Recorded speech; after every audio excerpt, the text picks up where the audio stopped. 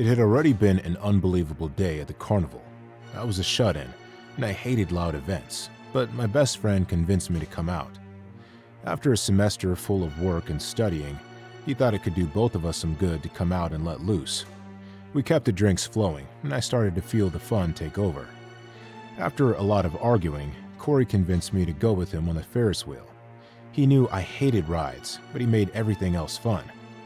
I decided to trust him and waited 15 minutes in line to get on with him. He was beaming the whole time. His excitement was actually making my nervousness melt away. Some of that returned when we stepped into the shaky cart. Even after we sat down across from each other, the cart seemed to sway a bit. The creaking metal didn't ease my nerves either. We waited as other people got into their carts. Then, there was a sudden clang, and we started going up. I couldn't help but look around at the different parts of the wheel, trying to ignore the rust. Corey took my hand and just told me to look up. I watched the night sky as we came to the top and then began descending. Looking back down at the rest of the carnival was easier at that point. When we started rising again, a jolt made everyone on the ride scream. Then the whole ride began to shake. This wasn't the normal kind of swaying and shaking. Something was wrong. That was even more apparent when we realized that the people on the ground were screaming too. Through it all, a few voices could barely be made out. The word that did come through made my heart go into overdrive. Earthquake! I looked at Corey, and we both recognized the panic in each other's faces. The wheel and carts continued to tremble as the ride went on. Other riders screamed and panicked. I looked back down at the carnival and saw people running everywhere. Crowds of people were herded towards the exit by security workers. That's when a horrifying realization set in. They didn't stop the ride. The wheel was still going. I looked down and saw the Ferris wheel operator run from his station. I began yelling when I saw the sparks flying from what looked like the control panel. While the wheel continued to spin, the shaking got worse. Our cart swayed back and forth as we continued descending and then rising. At one point, I thought the cart would fall off the ride. I saw Corey's face again and realized he was speaking. His words wouldn't register. I could only think about how terrifying this was and how we couldn't do anything. I covered my face and leaned forward. He wrapped his arms around me and held me tight as the ride kept shaking.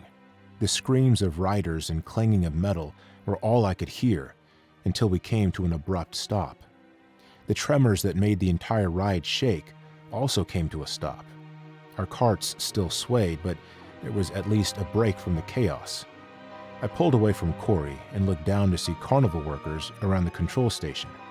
I also saw riders getting out of their carts at the bottom. I hoped that it wouldn't take too long before we could get off. The ride jolted again and started the same slow motion. Moments later, the ride stopped again, and we watched more passengers get out of their carts. I looked over at Corey, who had tears in his eyes. We didn't say anything. We just hugged and held on tight, anxiously waiting to get off. Before the ride could start back up and bring us to safety, tremors struck again. The ride shook and the metal clanged.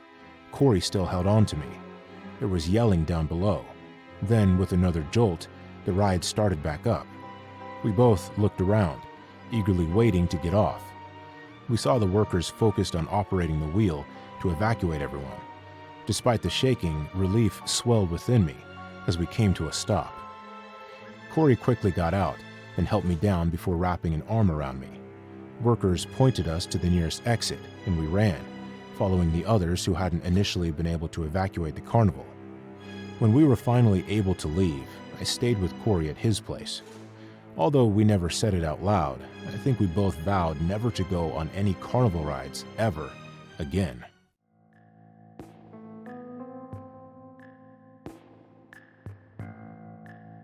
It was that time of year when the carnival came to town, and everyone went to enjoy the festivities. But something about it was different this year. Maybe it was because I hadn't actually been to the carnival in a few years. Or maybe it was the nostalgia that made everything seem different than it actually was. This year, the carnival felt like something else entirely. The workers I remembered as cheery were indifferent at best. Many of them seemed tired, disconnected, and even grouchy, when my younger brother and I interacted with them. The games and prizes seemed different too. I remember most of them being fun challenges as a kid, but as an older teenager, they seemed impossible. I knew they had to rig them a bit to make money, but I felt like they were unwinnable. I'd only seen a handful of people walking around with prizes. One of the biggest differences was the rides. As a kid, I was always excited by them. The rides themselves always fueled that adrenaline high I looked for. This year, they had clearly downsized, with the biggest ride being the Ferris wheel. That wasn't exactly thrilling, although my brother and I still took a ride on it. I was beginning to lose hope. It got to the point where I contemplated calling it an early night, but my brother pointed out something I had never seen before. In the spot where one of my favorite rides used to be, there was a fun house. The sign above said that it was actually a haunted fun house. The idea of getting scared by people in costumes at least seemed exciting. We bought 2 tickets and waited in line. After what felt like hours, we were finally in front. We heard the screams and cries of the people before us. Not long after, the worker gave us the go-ahead. My brother and I slipped past the curtain and found ourselves face to face with dozens of reflections. I hated mazes, and this was no exception. But it was at least different from the rest of the carnival. Carefully, we made our way through the mirrors, trying not to walk face first into any of them. Every now and then, we'd see someone in a clown mask peek out from behind a corner or mirror. Every time we got close, he would go back and disappear. We usually stopped and gave it a few seconds before laughing it off. I could tell we were close to the end when the masked figure jumped out again. I couldn't help but laugh as my brother screamed. The jump scare definitely got him, but I began to feel uneasy when the masked person didn't go away or get out of our way. Instead, he reached behind his back and pulled out a gun. I grabbed my brother and stood in front of him to shield him. Then the clown spoke in a muffled voice. "Give us your wallets and phones, and you won't get hurt." I looked back toward the maze and saw another masked person approaching us. His mask resembled a devil or demon. What made him even scarier was that he held a knife. My brother couldn't hold back and started crying.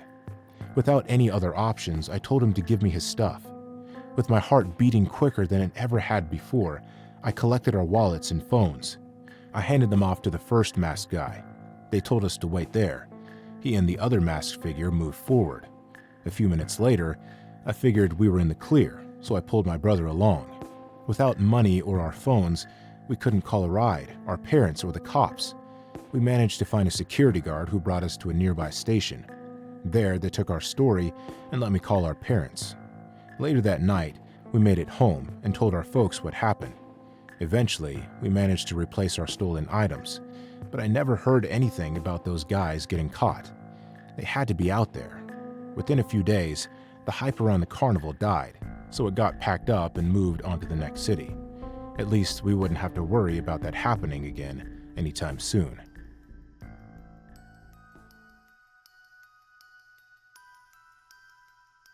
I had been having a wonderful night with my date until the strangest feelings came over me.